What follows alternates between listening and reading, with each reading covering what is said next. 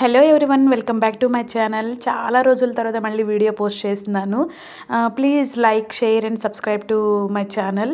So ఈరోజు నాకు surprising అనిపించిన వీడియోని పోస్ట్ చేస్తున్నాను అనమాట. అండ్ ఏంటి ఆ విషయము అంటే, మా ప్యాటియో బ్యాక్ సైడ్ పెద్ద పెద్ద ట్రీస్ ఉంటాయన్నమాట. ట్రీస్ని కట్ చేయడానికి 3 మెంబర్స్ హెల్పర్స్ వచ్చారనమాట కమ్యూనిటీలో. సో వీళ్ళు ఏం చేస్తున్నారంటే, ఈ టూల్ని ఎల్లో కలర్ టూల్ని యూజ్ చేసి ట్రీ బ్రాంచెస్ అన్నింటినీ కట్ చేస్తున్నారనమాట.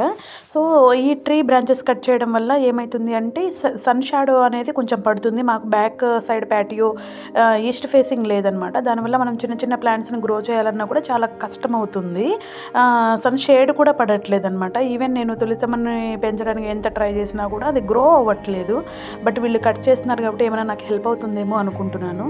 బట్ నాకు సర్ప్రైజింగ్ విషయం ఏంటి అంటే, ఇంత పెద్ద మ్యాక్స్ ఇది 20 feet ఉండిండొచ్చు అప్రాక్సిమేట్లీ. దీన్ని వీళ్ళు కింద నుంచే కట్ చేయడము, వెంటనే వాటిని కలెక్ట్ చేసి కింద కనిపిస్తున్న ఆ ట్రక్లో పెట్టడము, ఇమీడియట్గా అది ఆ ట్రక్లో ఉన్న మిషన్ ఆ ట్రీ బ్రాంచెస్ అన్నింటినీ గ్రైండ్ చేసేసి పౌడర్ లాగా చేసేసి వాటిని ట్రక్లో స్టోర్ చేసేస్తున్నారు అనమాట. ఇక్కడ ఒక 3 members వచ్చారు.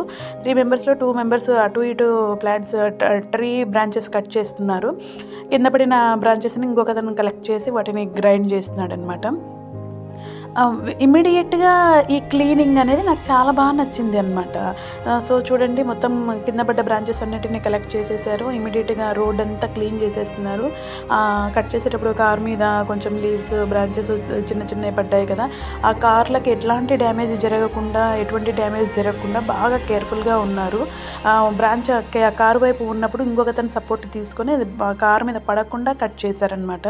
మొత్తం వీడియో పెట్టలేదు, అంతా పెడితే బోరింగ్గా అనిపిస్తుంది అని చెప్పేసి మెయిన్ పార్ట్సే పెట్టారనమాట. సో ఇమీడియట్గా ఇలా రోడ్డును కూడా క్లీన్ చేసేసుకొని వెళ్ళిపోయారు. ఇంతేనండి ఈరోజు వీడియో. Thanks for watching.